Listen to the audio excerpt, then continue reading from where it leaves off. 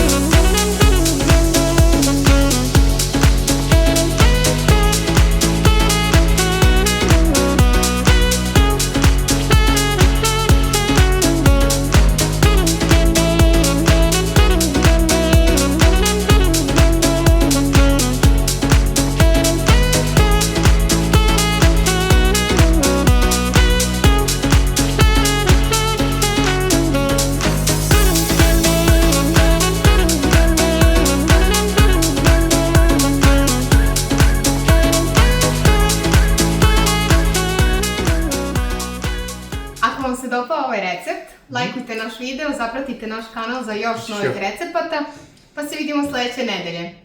Ćao! Vidimo se! Vidimo se!